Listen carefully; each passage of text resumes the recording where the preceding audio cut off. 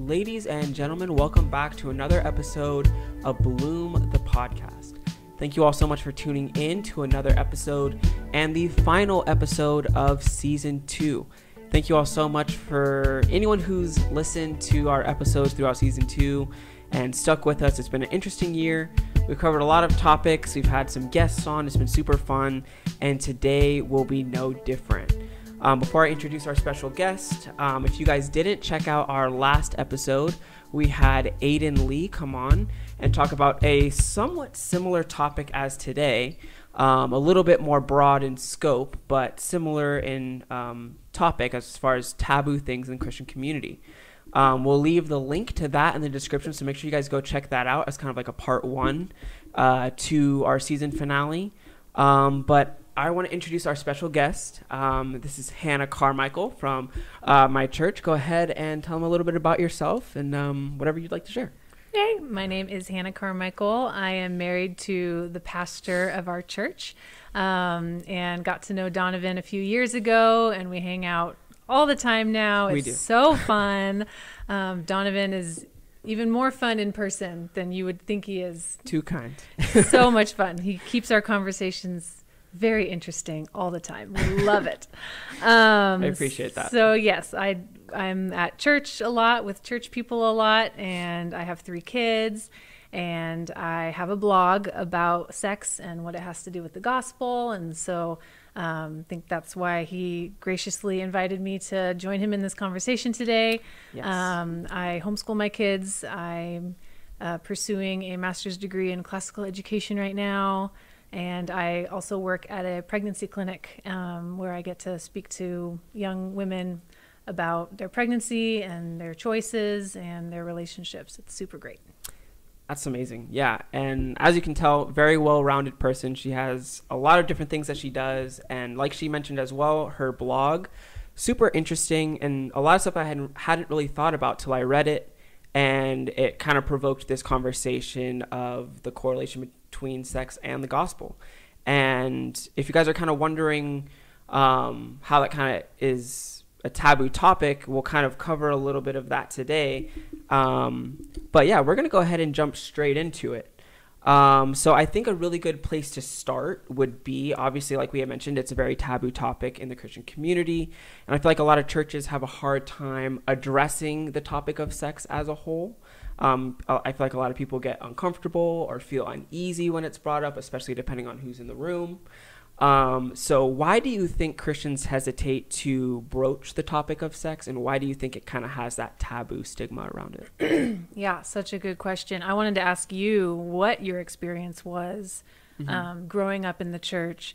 Like when you tried to talk about sex with people, did you find that they were like awkward or they kind of made you feel bad for asking, or what was your experience? Yeah. For me, I didn't grow up with the same stigma I feel like as a lot of my friends did, because my parents they didn't candy coat or sugarcoat a lot of stuff. So they were very like, when we had conversations, everything was very like, here's how it is. And obviously they were tactful. We weren't like 2 and they were telling us about, crazy stuff, but I feel like me and my siblings had a very real understanding of how stuff is out there. So when we kind of tried to apply that same approach to our friends, not knowing that's how everything was, there definitely was a little bit of pushback, like, why are these people talking about this? And we were definitely viewed as like the edgy kids in our homeschool crowd. So even though we weren't edgy at all, I mean, we were really not. Love Jesus. Yeah, it was just one of those things that comes off as very secular and very, very worldly when you talk about sex. And then transitioning that into my older life, when you're getting into relationships, it's honestly a very awkward thing to talk about, even with someone that you're dating. And I've been engaged, and even that topic of sex with someone that you're at that level with is still kind of a burden to get through because of this stigma. So, I mean, I would be curious to hear your experience as well. Yeah, that makes total sense. Yeah, and I understand the question. I agree that there are Christians who seem uncomfortable engaging in conversations about sex, and some might even say it's inappropriate to talk about it at all, which definitely makes it hard for young people to learn from older people. Yeah. So those people do exist. But I personally, like you with your parents, I was blessed growing up to have several godly men and women around me who were willing to talk about it. They even initiated talking about it. They were really important. receptive to my questions about it. Were honest about their own marriages and how it plays itself out in that. So I'm thankful for that. But I do think that, at least in my experience, the main issue was not necessarily a hesitation in having the conversation, but a lack of depth when discussing it, or a lot of just pat answers to genuine questions that young people have. The motivations and theological arguments given for purity were usually pragmatic at best. A lot of cliche statements about purity have kind of circled around youth groups and Christian families for many years now, in hopes that somehow phrases like, you need to save yourself for marriage, or you're going to bring baggage into your marriage is going to really be the difference maker in what they do with their body. Right. And these answers might come from a good place and a genuine desire to protect men and women from unnecessary pain. But the cliche pragmatic approach is not super effective. Okay. Yeah, I totally agree. I think one thing that you said that's super important is that you had people in your life that initiated the conversation. Because that's one thing I often hear is like, well, when they're ready to talk about it, they'll ask us. And it's like, no kid that has never had that conversation, or I shouldn't say no kid, but most kids, especially in Christian circles, are not going to start that conversation, especially with an older person. So I feel like that leaves the individual to kind of have those conversations amongst peers and try and outsource that information, which is never good. No. So I think it's really important to have people in your life that are initiating those conversations.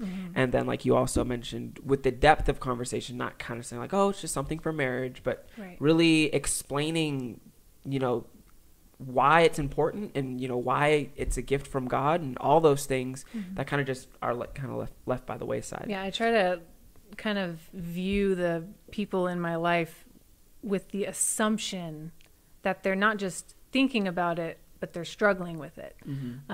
So when I have that assumption already, then of course I want to initiate that conversation because it's such a huge part of your life and of being alive. So I definitely want to make it, you know, our church and our circles of friends a place where it's safe and it's comfortable to have these conversations. So. Yeah. And this is kind of a side note, but I feel like it might be an interesting question. With working at like open arms and things of that nature versus talking to young Christian people in the Christian community, do you find that they have a largely different view of sex as a whole, or do you feel like it's like equally misunderstood? That is such a good question. So the girls that I get to talk to who are not believers, there's a whole range. There's some who are, you know, they're pregnant because, I mean, long time ago I had one who was gay, lesbian, and she was pregnant because she got pregnant while her girlfriend was away. And so there's just a whole range of girls that you're going to meet. Right. And so there is the basic, though, belief is that I am having sex with somebody that I think likes me and I like them. So why not? That's kind of the mentality. And I do think that is the struggle for Christians as well, who have grown up in the church and have only been given these pragmatic reasons for not having sex before marriage. Right. So they're kind of in the same boat as the unbelievers. Like, I like him, he likes me, why not? Right. So. Yeah. That's kind of what I was figuring too, because I find that mentality, I mean, that's kind of where we all start out. You like somebody, and obviously there's physical attraction, and there's those triggers there that God placed in us. It's just a lot of times we aren't very well equipped to handle those triggers. But that kind of segues into the next question that I had. Obviously, for non-Christians, the practice and the command is to keep sex within the confines of marriage. That is its place. And that makes sex a large component when it comes to the dating scene for Christians. Because obviously they're not having premarital sex. So it makes that a much bigger ordeal for Christians that are looking to be married. So what would you say are some of the experiences that you've had when it comes to talking to young people that are approaching marriage and approaching that kind of moment where that becomes a reality for them? What are some of the things that you've heard or experienced in those conversations? I think the older crowd, and specifically the older crowd of genuinely godly Christians who love the Lord and have spent, decades committed to following him, they understand the importance of sexual purity, and they desperately want the younger generation to thrive in their singleness, thrive in their marriages. So I don't necessarily think all older Christians are like out of touch or have a different view of sex than the younger generation. I do think that there might be a forgetfulness that they have as they recount their dating years or even their married years. They might forget all the countless little experiences and life lessons and conversations that they had over the years that got them to where they are today. So sometimes there might seem to be like a pithy approach to the topic because they just want young people to do the right thing, for crying out loud. Yeah. Stop ruining your life. But they forget that we are 20, 30 plus years younger than they are. And we are still trying to process and internalize the mysteries of life for the first time.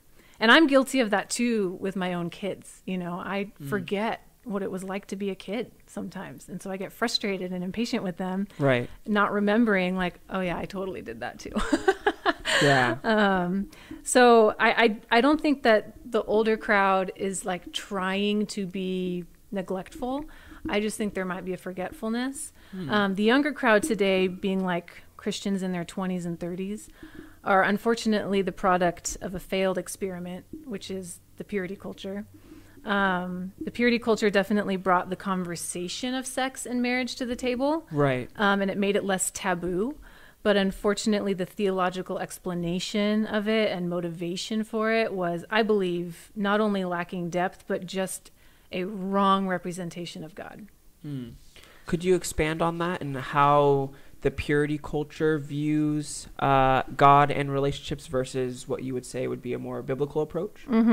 Yeah. So when you have the purity culture telling you, like, don't have sex until you're married because your body is a temple and commitment is important and something about Christ and the church. Like they just kind of throw around these words. Well, the logical next question that I had was, what does my body have to do at being a temple? What does my body being a temple have to do with sex? And why does God care so much about sex, the physical act of sex versus playing tennis with somebody? Like, why is that?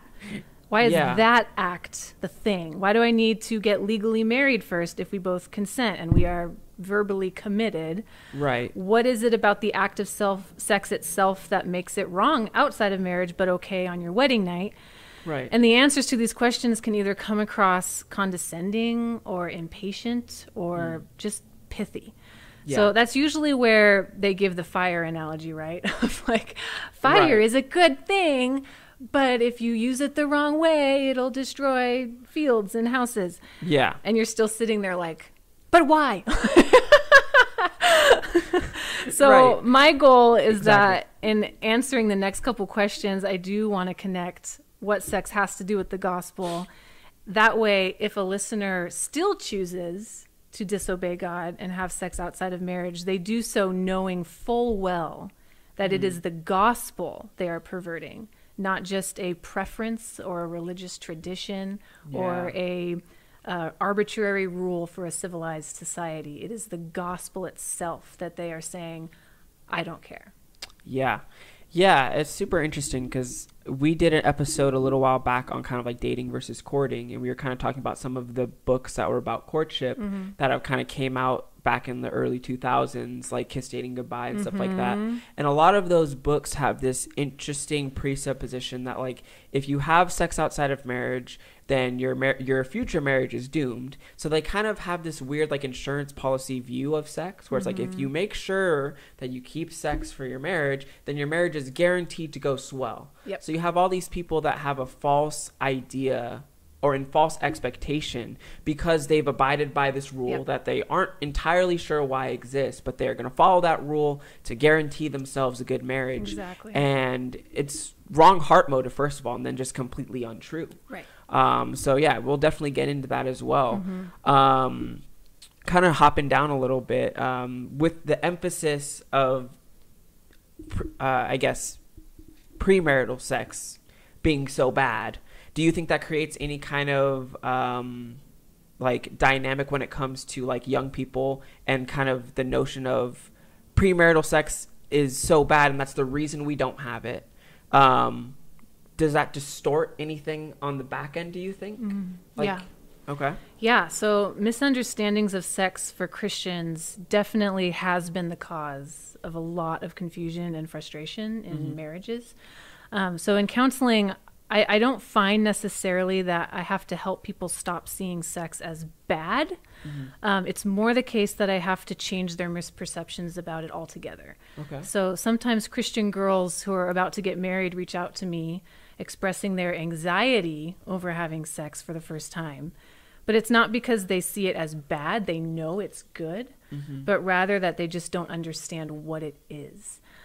So when my husband and I do premarital counseling, we try to get an idea of what their beliefs or expectations for sex actually are, and then try to help them see how those beliefs and expectations might play out in their marriage. So if I could boil the biggest misperception of sex down to one word, it would be legalism.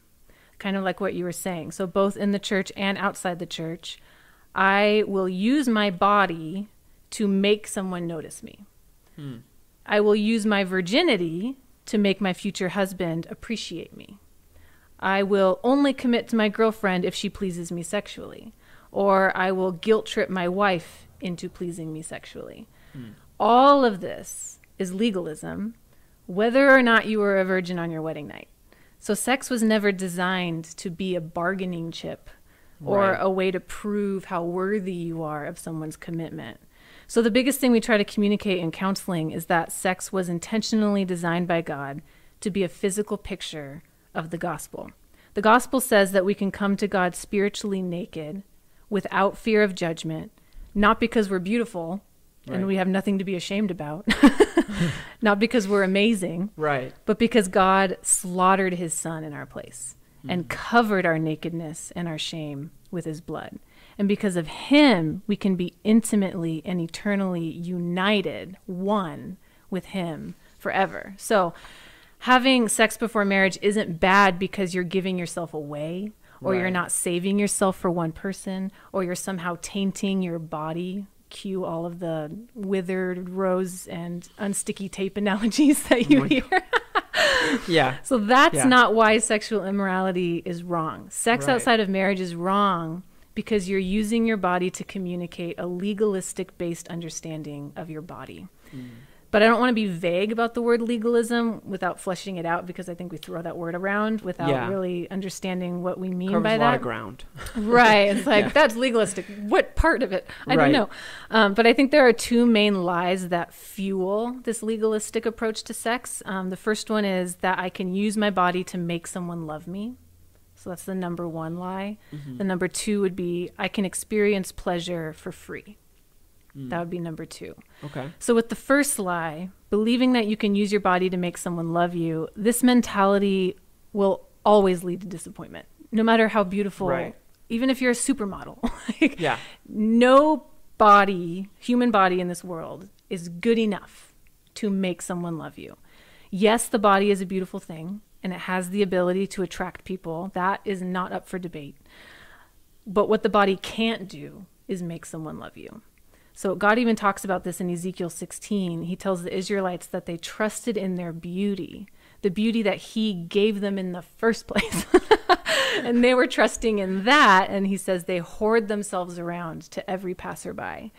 So sadly, the purity culture, I think, unintentionally encouraged that same mentality. Interesting. If I stay pure until my wedding night, I will have a healthy marriage, or will make some lucky person very happy. But if I don't, I'll just have to settle for a terrible marriage with lots of baggage. What is that encouraging us to put our trust in other than our body, our beauty? So I don't know what else to call that other than Christian legalism. Yeah. I have a hard time too with even that word of baggage, because like I find that to be just completely antithetical to what marriage is in the first place. Like, regardless of if you've had sex outside of marriage or not, you're bringing in baggage to your relationship. I don't care who you are or what you've done. There's going to be baggage that comes into that relationship that's just on default of having two sinners live together for the rest of their lives. That's going to be. So this weird approach of like trying to avoid baggage and trying to like be as, you know, perfectly clean as possible is just such a weird idea to me. Right. And obviously, because sex is a deeper degree of hurt and can bring a lot more pain and confusion because of the nature of what it is, because of the essence of what it is. I understand why they say that it could bring a specific kind of baggage. Right. But I agree with you that it doesn't have to.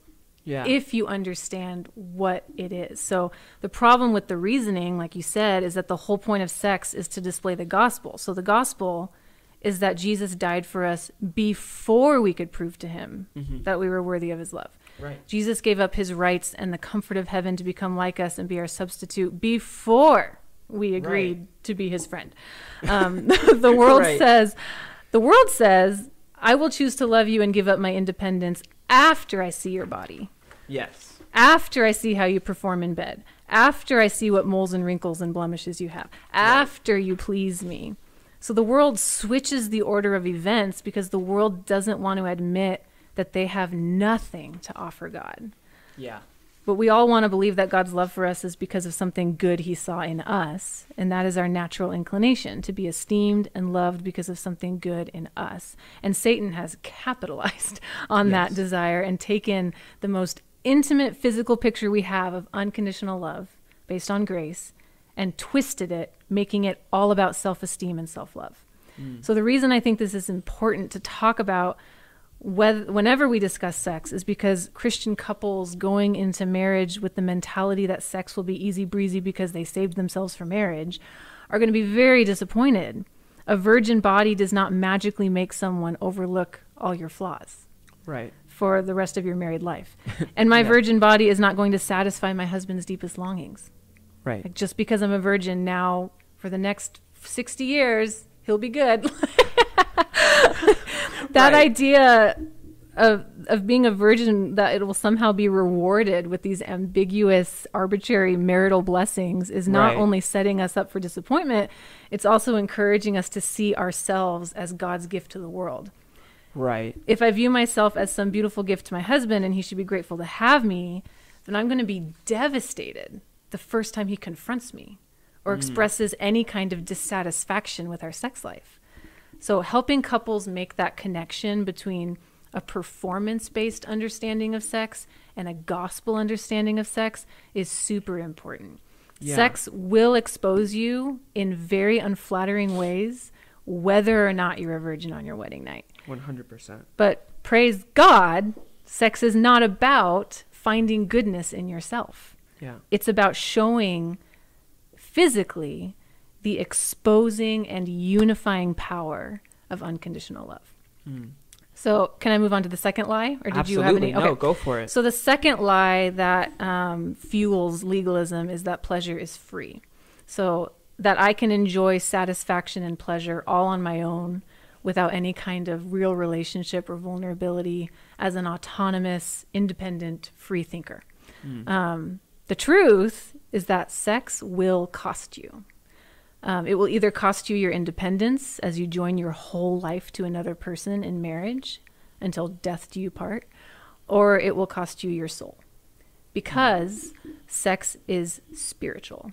It always has been, and it always will be.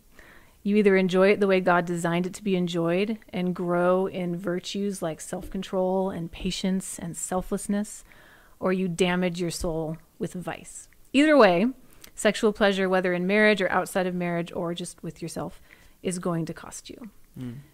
And doesn't the gospel teach this? I mean, you look at Psalm 16:11, it says, in God's right hand are pleasures forevermore. But we know what it cost God to give us access to those pleasures. It cost him Right. his son. So just like a broken window does not magically get fixed just because somebody says the words, "I forgive you." So too, our sin doesn't magically get fixed because God says, "Oh, I'll just forgive them." He has to kill something to cover our sin. So somebody has to pay for every sin. And that is what marriage, the covenant of marriage, represents. Before God and witnesses, I am giving up my independence and covenanting to pay whatever debt my spouse owes. I am promising to walk through trials and suffering with them. I'm promising to forgive them when they sin against me. I'm promising to never leave them no matter what weaknesses, struggles, or unattractive qualities are exposed. So a Christian who waits to have sex until they're married is basically saying, the only way I can truly expose my nakedness to another person without shame is if that person first covenants to love me unconditionally before seeing my nakedness. Yeah. Before seeing how weak and frail and vulnerable I really am. Only then will I know that their love is not dependent on how I look or how I perform. But unfortunately, if we are functionally believing that our bodies can earn someone's love or that pleasure has no cost, those lies don't magically go away once you get married. Right. Even if you're a Christian. If you believed that being a virgin would earn you a certain kind of marriage, as you were saying, you're going to continue thinking that your husband or God owes you something because of your good behavior. Right. If a girl used her body to make guys like her before she got married and then she gets married, that mentality doesn't magically turn off just because now you're married. Right. Both women in those different examples need to repent of their works-based approach to sex and live in a way that shows they submit to a gospel of grace, not of self-esteem. Otherwise, if their husband doesn't give them the attention they think they deserve, they're going to be tempted to start fantasizing about someone who will. Wow. Yeah. No, that's super important. And I love what you said about the mindset and how that doesn't instantly flip. And I feel like a lot of Christians have applied that template to a lot of things in relationships where they feel like you can only do, like they have like these little check boxes where it's like, okay, now that we've been dating for X amount of time, now let's start talking about this and now let's start talking about that. And they're not building the habits of going deeper and talking about things and doing things that they should be doing so that way they can get in the mindset that they need to be in. So when they do get married, it's not just a light switch. They've been preparing themselves for that the whole time while they're intentionally dating and in a relationship. And I think this is no different. We wait till the 11th hour to talk about sex with these couples, and it's no wonder that it's so difficult for them when they finally get there. It's like, okay, well, now we're going to talk about this, and it just makes it so much worse. Yeah.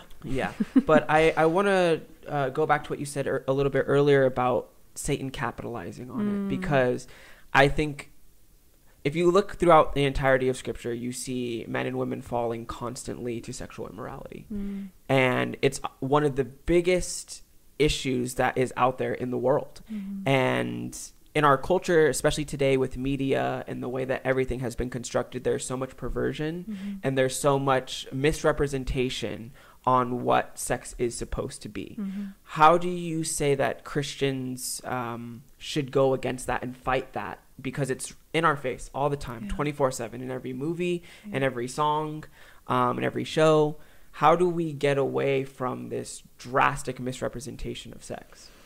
I love that question. It's so practical and so daily, right? 'Cause it's in your face all the time. So to go off of what I was saying earlier, I think having a solid conviction that sex is a gospel issue can go a really long way.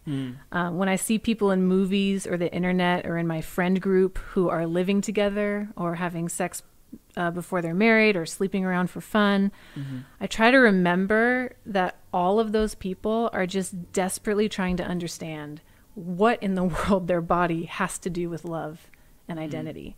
So I see the sexualization of everything all around me. And as I see it, I understand that because the heart of the gospel is inseparably intertwined with the physical act of sex, Satan is just having a field day with it. So of course he's going to pervert it and twist it.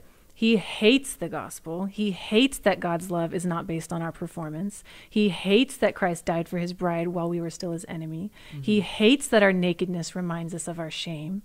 So since Satan is the little g God of this world, the world will try to say, you can have sexual pleasure for free. God says, no, pleasure is costly. The world says you can be loved because of how beautiful you are. God says, no, love is not earned.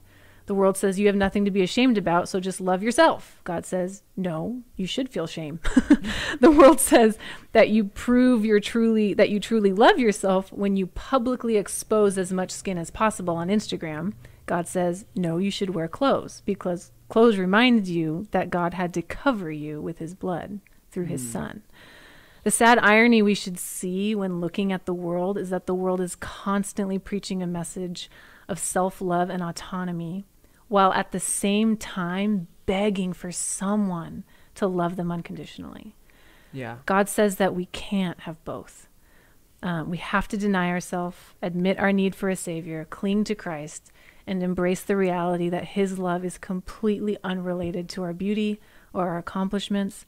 So when we grow in our understanding that sex represents the character of God and the gospel narrative, we will see the world's perversion of sex for what it truly is, which is an affront to the purity of the gospel. That's amazing.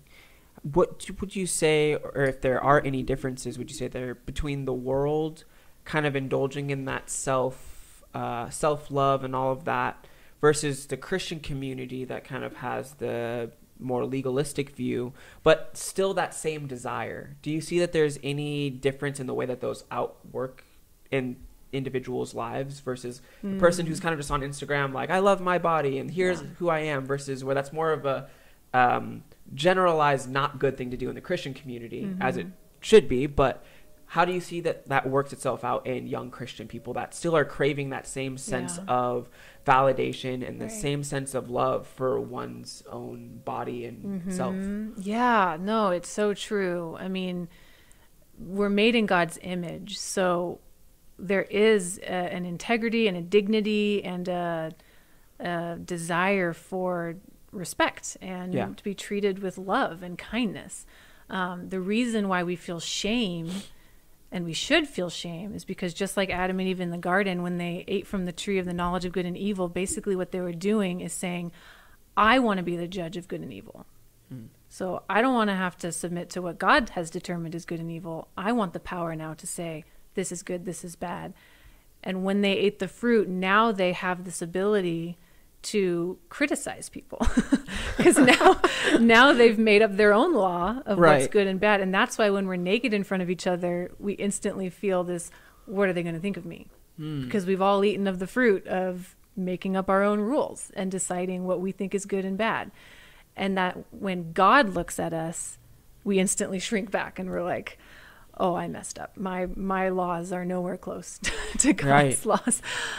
So we have this desire to be loved, but because we have gone this route, even as Christians, we're all sinners still, and we're still trying to do things our own way. We're still trying to figure out what's my flesh, what's the spirit, who's talking. And so we are confused as to what real love looks and feels like, forgetting that true love confronts your sin. True love says you need to expose yourself for who you really are. And there's a difference between exposing myself because I want to no longer feel shame about my body and publicly show everyone, like, look at me, I'm free, and Jesus loves me no matter what. And Christians do that as well on Instagram. And the difference between that and, I understand I'm a sinner. I understand I feel shame. But because I know I'm covered with the blood of Christ, now I can live life risky. I can do things that are risky because I'm not afraid of losing God's love, because it wasn't based in my goodness to begin with. So I can love people fearlessly. I can do hard things. I can, do things I never thought I would do. I could risk getting embarrassed because God loves me, and his love is not based on my goodness or my friend count or my followers or my talent or beauty. Yeah. I don't know if that answers your question, but there's Absolutely. a self-love of, I just want to feel good about myself and I don't want to have to feel ashamed. And then there's a embracing Christ's love, which is, I agree I should feel shame, but I don't have to, because he covers me, not my good works. Yeah. No, that's amazing. And I think we often forget that, and we are daily trying to like reestablish ourselves, of like trying to earn. Mm-hmm. And that's a daily fight of just trying to remember that we will never be able to do enough good things or stay away from enough bad things to make ourselves worthy of love. It's all because of the gospel that we are able to rely on Christ and know that we are secure in that. No matter what we do, we are secure in we're secure in his love. And that's what differentiates us from every other religion in the world. Absolutely. And I think that question kind of poses another follow-up question to that, which would be intimacy versus sex. Mm-hmm. And are those two the same thing? Because I feel like one of the things that's happened is the correlation between like desirous love and intimacy and sex have become one. Mm-hmm. And in one sense, based off our conversation, like there is a truth to that. Mm-hmm. But are they the same thing, and are they sometimes being conflated? Yeah. So if we define sex as simply physical intercourse, then absolutely there's a difference between sex and intimacy. Even if you're married, you can be having sex, but your heart and mind are in another world. Yeah. So I think that is another lie that the purity culture gave us, is that because I saved myself for marriage, our sex life will just all magically be super perfect without any effort or mental preparation on my part.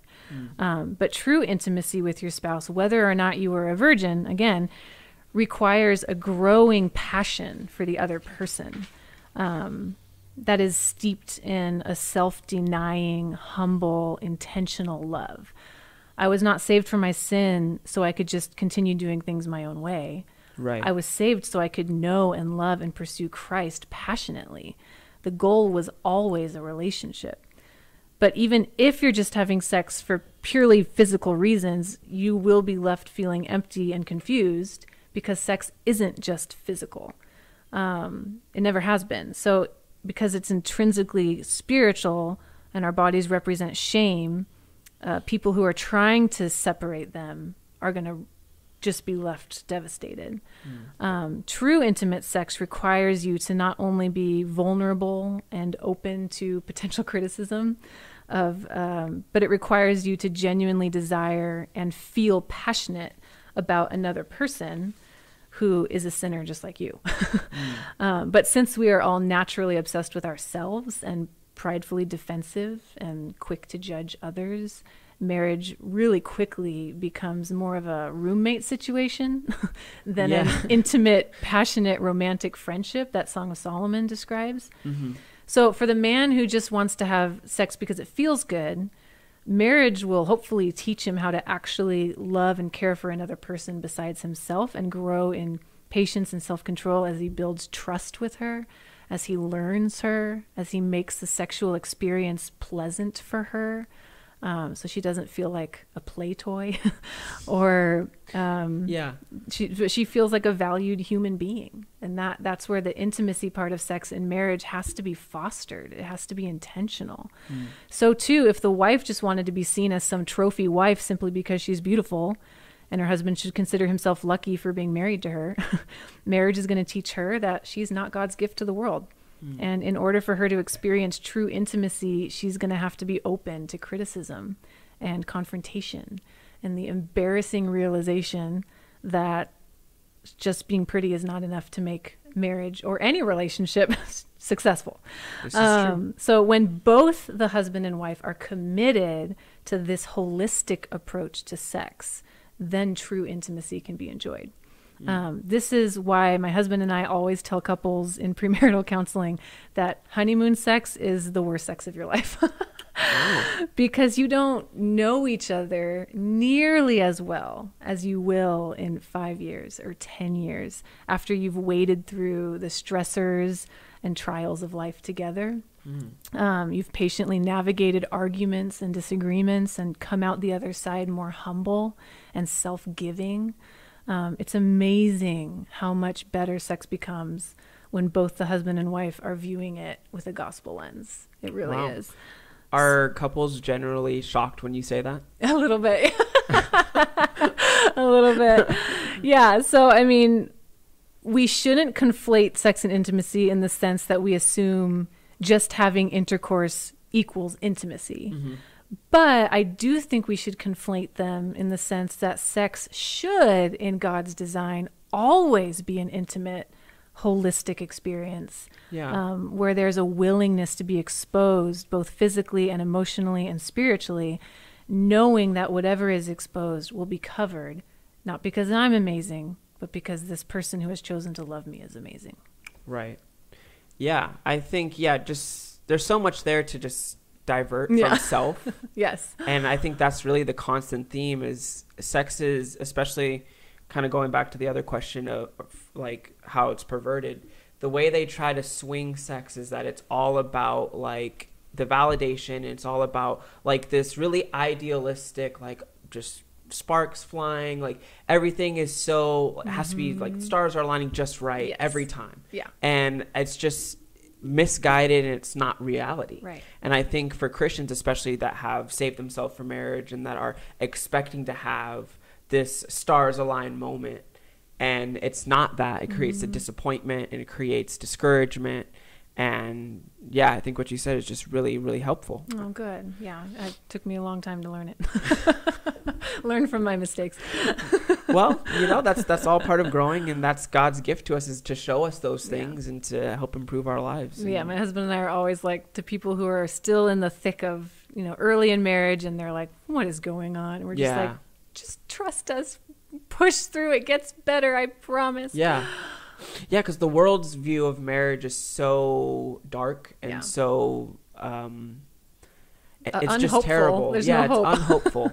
And there's many reasons for that. I mean, you look at the divorce rates and you have all these things that just stack up, that if you're a non-Christian person looking at marriage, it's like, why would I ever do that? And I feel like that same mentality has crept into the church a lot of times. I talk to a lot of people that are my age, and they just seemingly have no real interest in it. And it's very sad. And I think a lot of it is due to the mindset that is built by this purity culture, and that kind of pushes these false narratives about what love is, what intimacy is, and what sex is. Yeah, it makes it more scary than beautiful. Yeah. And it makes it seem more like an obligation than a choice that you do willingly and desirously. Totally. So, to the next question I was just going to ask as well, how can we move past kind of the dirty stigma that even just the word sex has itself? I mean, if you say that word in a conversation, most people kind of just like recoil. How can we get past that seemingly dirtiness of sex and reconcile that with the gospel and with the gift that it is given to us from our Creator? Yet again, another wonderful question, Donovan. I appreciate so you. Good. So I have had the privilege of hearing so many young girls express their struggles with sexual or sensual sin. And each case is different. Right. And needs to be treated as unique with lots of nuance and history. A dirty or perverted view of sex can be really hard to overcome. Again, because they have used it in a way that promotes a self-righteous, legalistic view of salvation and thus a horrible view of God. So I don't think you reverse that kind of mentality instantly with pithy cliches or a couple Bible verses. Something that they're on your Instagram bio. Yes, like now you're fixed. Right. So when I'm counseling a girl who has a history of sexual sin and she wants to change and view it rightly, I like to ask questions about like when her exposure to sex began, who introduced it to you. And instead of telling her that she should feel terrible about her sin, I just ask her, how do you feel after engaging in that sin? And never is the response positive. Yeah. Ever. So I want to help her understand why she feels miserable every time she chooses to do this. I also want to know what the dynamic was at home as she was growing up, so I can get a sense of how her relationship with her parents impacted her view of God. I try to gauge her functional understanding of the gospel, so not just like, do you believe in Jesus? Right. Is he your Lord and Savior? But like practically, functionally, what is the difference between a works-based view of your body and a gospel-centered view? And more than anything, I want her to know that continuing to hide her sin or wallow in guilt would be to let Satan win. It is not God who is standing over her with his arms crossed and a furrowed brow. It is Satan who would love nothing more than for her to be so ashamed of her choices that she continues to hide and remain in the soul-crushing darkness of legalism. So to get past a perverted understanding of sex, we have to be willing to confront our past and see it for what it is, a fake form of pleasure at best and a soul-destroying, depression-inducing addiction at worst. Then we moved from that to redefining sex and pleasure altogether. So true sexual pleasure comes with the cost of denying my independence and choosing to love another person as I love myself and invite their confrontation into my life as we see each other for who we really are, yet remain exclusively committed to each other's holiness. And I train myself to see this as beautiful, not oppressive. My husband is not in the way of my happiness. And it's so easy to start thinking that way. Yeah. It's amazing how quickly I go from like, oh my gosh, I love my husband so much to you are in my way. If you weren't here, I'd be so much happier. I mean, like the switch just goes off. Yeah. No, but to see him as an effective part of my sanctification, and my satisfaction. And as I grow in my understanding of shame and forgiveness and repentance and intimacy, and as we talk about those things together, I start to see that sex with my husband is not dirty. It's a beautiful expression of the exposing, costly, uniting, and transforming love of God. All of that is at play in the physical act of sex. I don't want these girls to feel like they have to do penance for all their years of sexual sin and deny themselves the pleasures of sex in their marriage. That too would be a legalistic understanding of sex, making Satan very happy. The whole point, once again, I'm a broken record, the whole point of sex is that I'm not perfect. I can't use my body to make someone love me. But I can be naked and unashamed because my husband's love is not based on my goodness or my virginity or my performance. His love is steeped in a gospel story that supersedes feelings, trials, and old age. So that's what I try to talk about when I interact with girls or guys like that. Yeah. Yeah, that's super helpful. So many good reminders and things just to think about through all that. And it is very hard to, I mean, I'm not married, so I can't speak to that portion, but just being in circles and talking about relationships with people in similar stages of life to me, it's so difficult to like get a proper view because we have all these conflicting desires going on at the same time. And it's hard to put sex in its proper place for what it is meant to be and designed to be. So everything you said there is super, super helpful. And I think a lot of people could benefit from that. And that's why I feel like our closing question should be, how do we get this conversation into or onto the tables of more churches, more households, and more people? Because more people need to hear these things. And like you said in the very beginning, everybody is looking for the same answer. We're all looking and scrambling to find where these things line up and how we get these dots to connect. So what would you say are some good things we can do to get this conversation in churches more and in families and in groups more? Yeah. The local church, the local church, the local church, like a realtor. I think reading books and reading blogs and listening to podcasts is great and can be super helpful. But all of that reading and listening will just be head knowledge if we don't sit down with a living, breathing man of God or woman of God and invite them to help us navigate the practical outworkings of all these things to our daily life.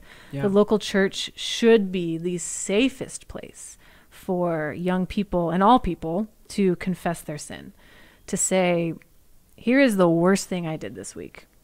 And Satan wants me to keep it in the darkness, but I'm bringing it to the light, James 5:16. Will you pray for me? And a brother or sister in Christ will instantly pray for you and respond with, here's the worst thing I did this week. Will you pray for me?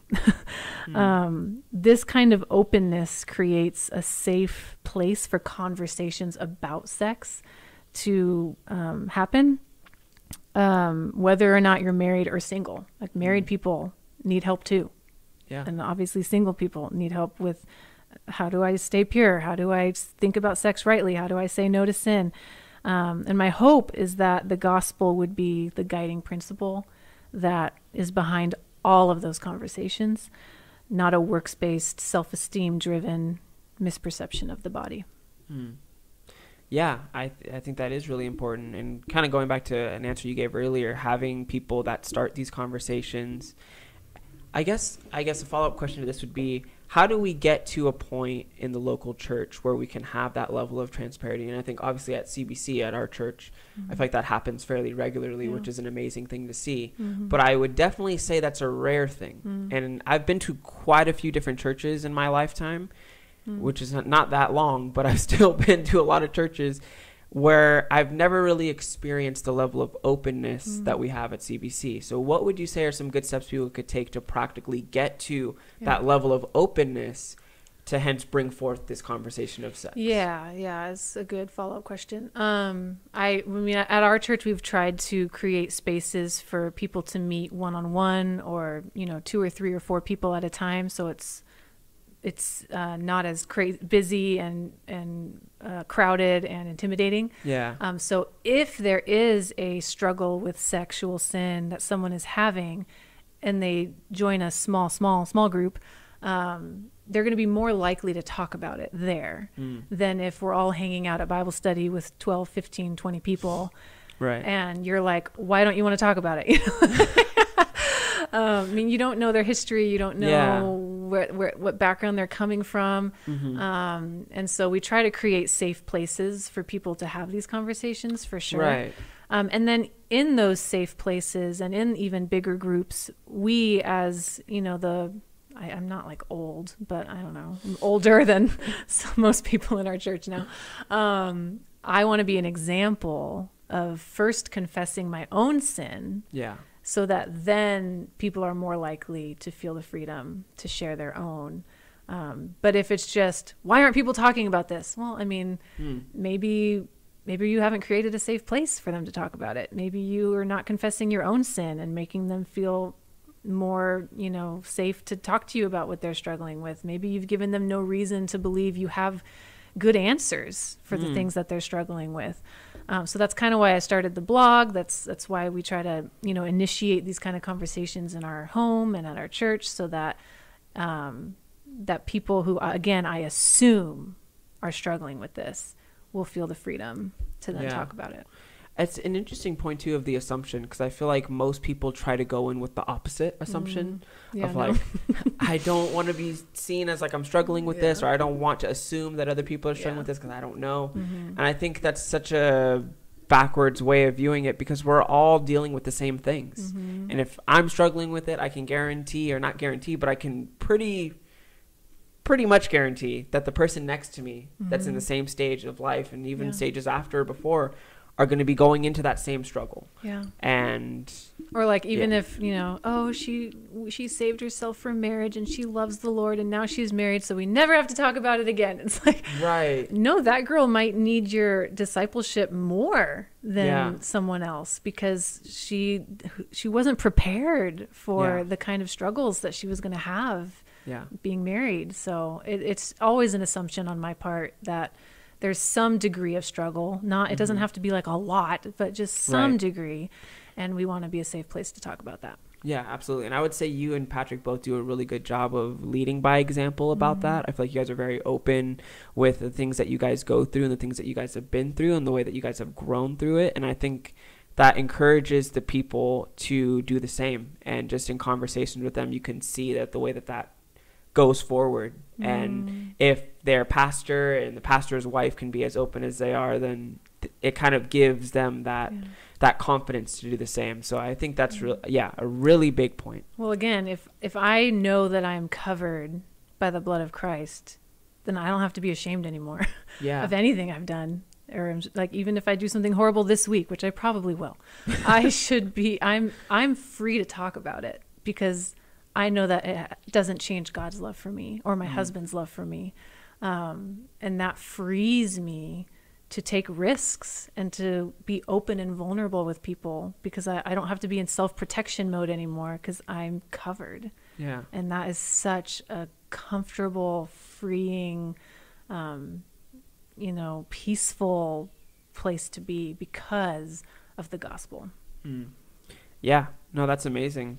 And I appreciate everything you've shared today. It's been super helpful, and I hope you guys have all enjoyed Hannah and everything that she's brought to this conversation, because it's really important. And everything she said, I echo 100%. And it's just cool to be able to have this conversation and to be able to bounce it off you guys, the listeners. If you guys have questions for her or me, let us know. And, we'd love to dialogue more about that stuff. And like I said, further this conversation. I hope you guys all enjoyed this episode and enjoyed Hannah. Thank you so much for being here. We all love Hannah. She's one of the most eloquent people I know. This was awesome. Super well prepared. I appreciate this whole conversation. So yeah, go ahead and leave a like. Go ahead and give us a comment as well. Let us know what your thoughts are about the topic. If you guys have a different opinion, if you guys agree, let us know. We like to hear all about it. So go ahead and subscribe for more content. Again, this is the last episode of season 2. So be on the lookout very shortly for season 3, as that'll be coming right up for you guys. Thank you all for sticking around, and we'll see you guys on the next one.